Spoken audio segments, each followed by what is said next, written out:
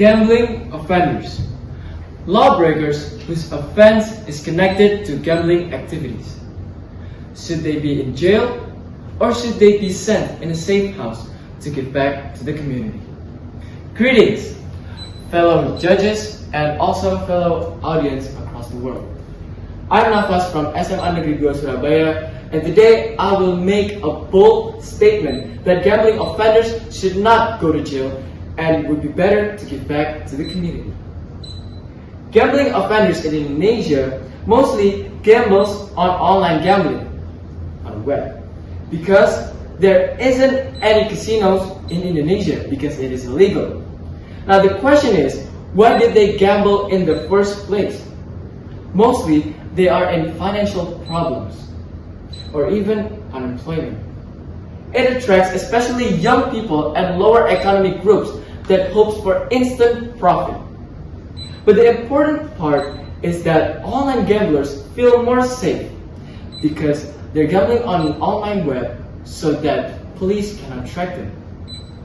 Now, based on Undang-Undang Number 7, 1974, gambling is a criminal offense, no longer a misdemeanor.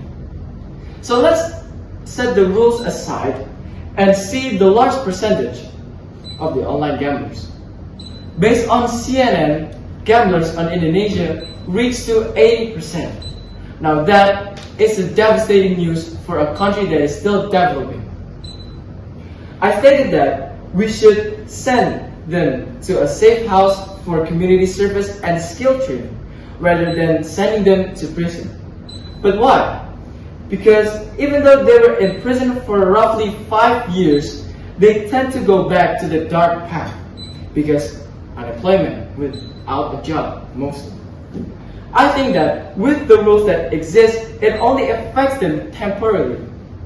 Because in prison, they will learn valuable skills to avoid kinds of negative things. Prison is just people waiting for their time to be free because they crossed the law.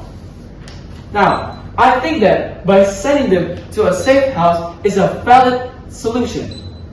Because based on onramlawreview.com, this article wrote that in Finland, the prisoner was sent to house community to do community service, church service, and skill training.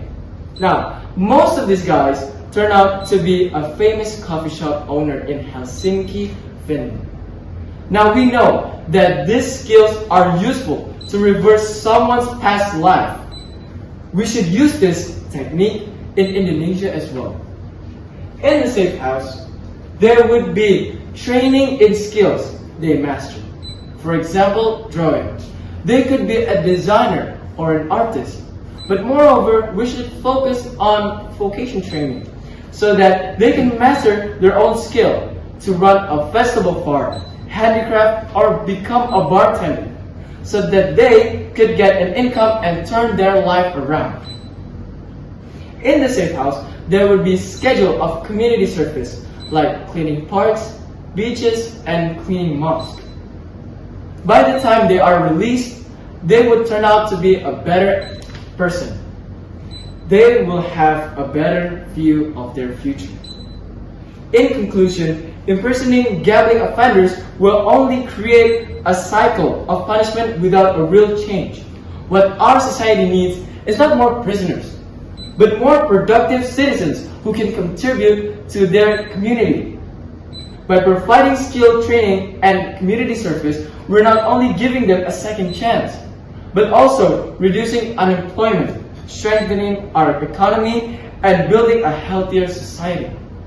Let's not waste human potential behind bars, but instead transform it into opportunities for growth and progress.